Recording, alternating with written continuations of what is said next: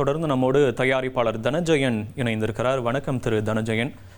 ராஜன் பற்றின சில நினைவுகளையும் அவருக்கான இரங்கலையும் நீங்க பகிர்ந்துக்கலாம். இப்போதான் நான் திரு தீஷிவா அவர்கள் சொன்னதை நான் கேட்டிருந்தேன்.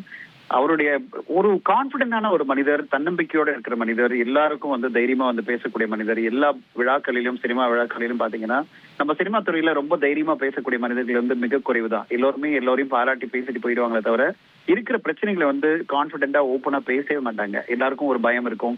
ஏதாவது நம்ம பேசிட்டோம்னா நம்மளுக்கு பிரச்சனை வருமோ, அதாவது நாளைக்கு அவங்களை ஃபேஸ் பண்ண முடியாதோ அப்படிலாம் நினைக்கிற ஒரு நேரத்துல இந்த மனிதர் மட்டும்தான் நான் பார்த்திருக்கேன். பல முறை பல விழாக்கள்ல நான் அவரோட கலந்து கொள்ளும் போதே நான் பயந்துருவேன். ஐயோ, இவர் ஏதாவது ஒரு பெருசா பேச போறாரு, பூகம்பமா வெடிக்கும் அப்படின்னு. அதாவது இண்டஸ்ட்ரிக்கு இதுவா, அதுல கூடவே நீங்களே இருந்தீங்களே, நீங்க ஏன் இதை பத்தி பேசலன்னு என்ன கேட்பாங்க. அந்த அளவு ஒரு தன்னம்பிக்கையான மனிதர்.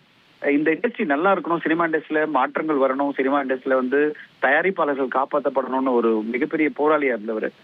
பைரசிக்கு எதிராக அவருடைய போராட்டம் என்னைக்குமே காலங்காலமா பேசப்படும். இன்னைக்கு தமிழ் சினிமால பைரசி பற்றி தொடர்ந்து பேசிட்டே இருக்கும். இப்ப சமீபத்துல வெளிவந்த ஒரு படம் படத்தினுடைய கண்டென்ட் லீக் ஆன போது கூட இந்த பைரசிக்கு எதிராக மிகப்பெரிய போராட்டம் ஆரம்பிச்சதே திரு ராஜன் அவர்கள் தான். அது ஒரு அவேர்னஸ் கொண்டு வந்தாரு. இது எப்படி மாற்றம் கொண்டு வரணும், அரசு எப்படி இயங்கணும் பைரசிக்கு எதிராக அப்படின்னு ஒரு பெரிய போராட்டம் எல்லாம் பண்ணவர். அவரு ஒரு டிஸ்ட்ரிபியூட்டரா, ஒரு தயாரிப்பாளரா, நடிகரா பல விஷயங்கள் அவர் பண்ணிட்டு இருந்தாரு.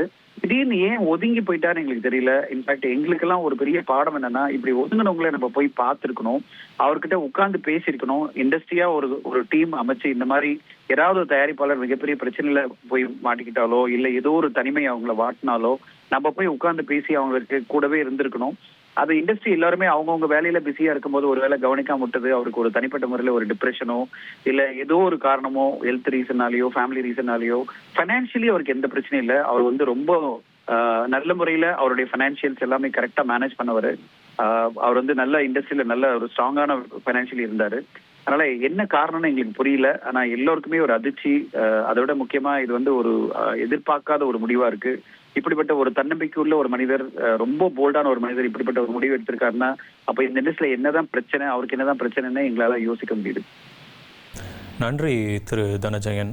திரு கே ராஜன் அவர்களுடனான நினைவுகளையும் அவருக்கான இரங்கலையுமே பகிர்ந்துகிட்டீங்க. இணைப்பில் வந்தமைக்கு நன்றி. இனி செல்லும் இடமெல்லாம் செய்தி.